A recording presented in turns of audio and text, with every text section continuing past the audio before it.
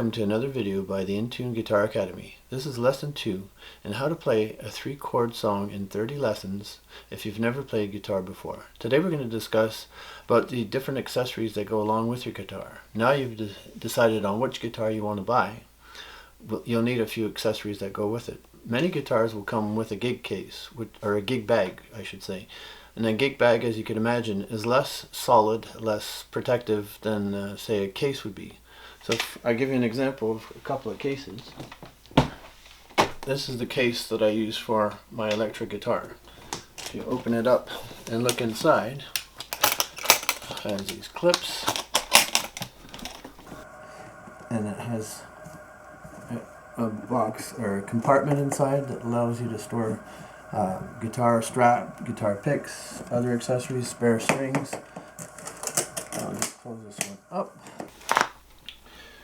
Next, I will show you the case that goes for my acoustic guitar. Now, a case is a lot firmer than a gig bag would be, so offer a lot more protection than a gig bag will. So that same thing for the acoustic, it's soft, so protect your guitar from bumps and knocks that will inevitably will happen as you carry it around from place to place. This one has been around for a while. It's even missing one of the latches, but it still works just fine.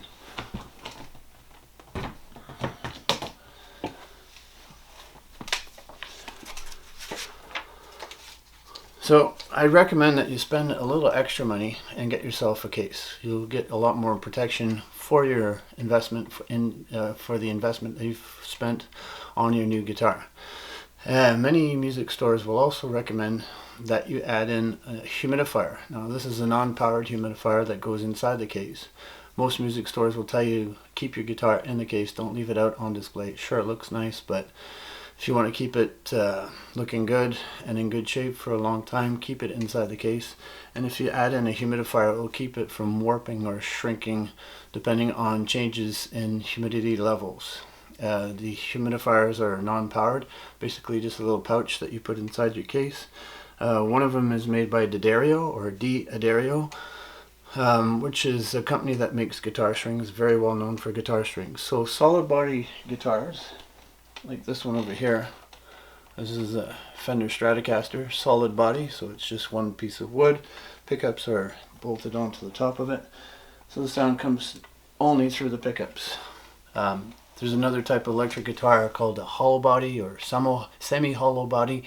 Those are very much like an acoustic and would probably require the humidifier inside. So your acoustic has the bigger body, so the sound comes from the resonance of that body. The semi-hollow body electric guitars have that resonance plus the pickup, so they have a more boomier sound compared to just a solid body guitar. Next on your shopping list, I recommend a guitar strap. Even if you're sitting down, I find it easier to play with a guitar strap. So I got 3 of them. I got one for my bass because I also play bass. I have one for my acoustic, as you can see, strapped on. I find the strap a lot easier to play even if I'm sitting down because it will keep your guitar from moving around inside your lap. And then this one here, same thing. If I'm sitting down, even when I'm sitting down, I'll keep the strap on, especially when you're standing up. Of course, you'll need a guitar strap. In this series of videos, we'll be playing with a pick. So a pick looks like that. That's a guitar pick. I like the medium picks. I like them very normal shape. They come in all different shapes and sizes. They come in light, medium, or hard. I think they call it. It's a different levels of rigidity. So I prefer medium. You can experiment with different kinds. If you go to a music store, you can buy them one by one. But if you buy them online, they'll generally ask you to buy a pack of them. Don't worry, it's not going to cost you all that much. They're about 10 bucks for a pack of picks. Try to say that 10 times fast. The other thing that's an absolute must for guitar is a tuner. because guitars don't stay in tune by themselves for very long. They go out of tune pretty fast, especially if you're playing outside in the summer where the humidity level is different or the temperature changes up and down. So when I started out playing guitar, all I had was a tuning fork. So tuning fork works like this. You bring your guitar up. This one is tuned to A, so you tune your, hear that sound that it makes, so you just tune the A string to the A on your tuning fork, and then you tune all your strings according to that first tuning. So that depends on how well you did your first string. So if you made a mistake on the first string, then all your other strings will be out of tune. So tuning fork are much less accurate than an electronic tuner. So the next style of tuner that I could show you is this one here, made by Korg company. And this one works by, you turn it on and it picks up the sound, and you can see that it goes, a little arrow in the middle, that line goes back and forth depending on the tune. It even picks up my voice, so you can see if I'm in tune depending on different notes that it wants to hear. So there's a green LED that tells you that you're in tune. This LED on this side means that it's flat. This one means that it's sharp. So flat means that it's lower than it's supposed to be. Sharp means it's higher than it's supposed to be. That's just music notation that we'll learn about later on. That one is a little bit tricky to learn if you're an absolute beginner. The one that I like the most, that I've kind of gravitated towards, is this little clip-on tuner here. So that's what it looks like. This one is made by Snark. I bought it when I bought my Fender guitar. So you just turn the button on the top, and you pluck a string, and it will show up. It tells you what note that you're supposed to be hearing. And the advantage with this one is that I can take it and put it on my electric guitar. I could put it on my bass, and anything that vibrates, it'll pick up the vibration. And it even has microphone settings, so I prefer to leave it on the vibration setting, so it picks up the vibrations from your guitar. The next thing that I recommend is a music stand. I prefer a music stand that has a hard back. I leave all kinds of things on my music stand. I got my tuner, got my notes, books, so you can use it for many different things. You watch your phone, just leave your phone on top of there if you need to store your things. So once you have your music stand, then you'll need something to put on that music stand. And what I recommend for anybody that's starting out playing guitar is these types of music lessons. So this one is made for kids. It's called Guitar for Kids. Very good book. It's made by the Hal Leonard Company. I have quite a few books by Hal Leonard. I've never been disappointed by anything from Hal Leonard. And this one has a CD. I usually get the ones that have the CD inside, so you can learn by looking at the instructions inside, and then you listen along with the CD to make sure that you're playing the things right. I also have this one, the Guitar Method from the Mel Bay Company. Now, Mel Bay is just as good as Hal Leonard. It's just a different company, different publishing company. This one didn't have a CD, but I had a link to their website so I could download the MP3s, and same effect. I was able to copy the MP3s to my computer, and I can play along and listen to how they're played. And then this one is highly recommended. This one, it's actually 3 books in one. It's a compendium of 3 different volumes, and it has the CDs in the back for each section of the book. So there's really 3 books put into one. But again, that one's made by Hal Leonard Company. So I highly recommend that one as well.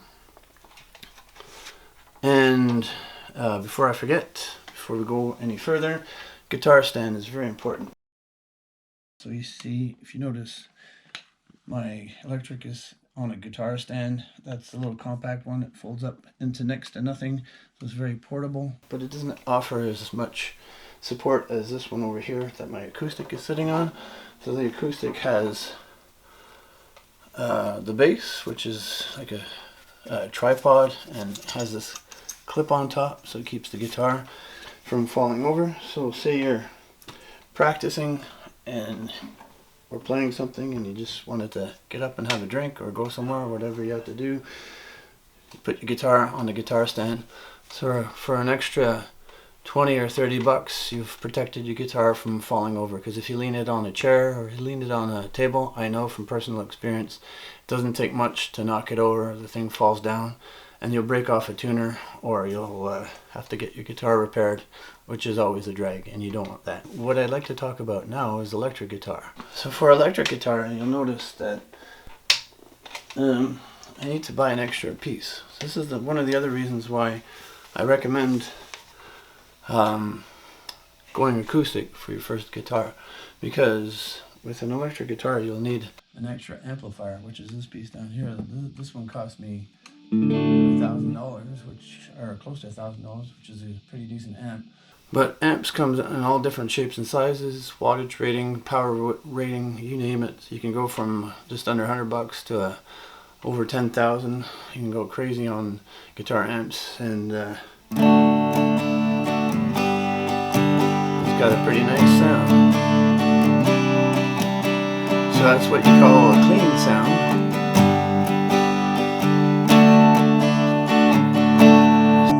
You can also put in effects pedals to dirty up the sound and make it crunchy. That's what the guitar players call when it sounds kind of distorted. You give it crunch. So, I mean, it just gets more complicated if you're going to go with an electric guitar for your first purchase. That's why I recommend going acoustic. It's just less things to buy, less things to worry about. As you progress, you can look at buying an electric guitar. I love playing electric. It's lots of fun. I love playing bass. Also lots of fun, but those are things that you can do later on down the line when you get a bit more advanced and when you learn a bit more. So that's my recommendation to you, is just buy an acoustic guitar first, learn on the acoustic, and then explore electric. We're going to be talking about, on my website, we're going to be talking about electric guitars and equipment and gear, as they call it. It's going to be an ongoing thing. We talk about it all the time. It just never ends with electric guitar players. They're as bad as photographers and golfers. They always want new equipment. They're never satisfied with the equipment that they have, always looking for the perfect tone, which usually means buying new stuff. And that wraps things up for today. Thank you for joining me on this video. This has been the second video of how to learn how to play a 3-chord song in 30 lessons, and if you've never played guitar before.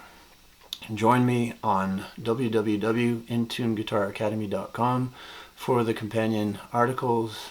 We explore a lot of these things a lot more in depth. So thanks again for joining me, and we'll see you next time.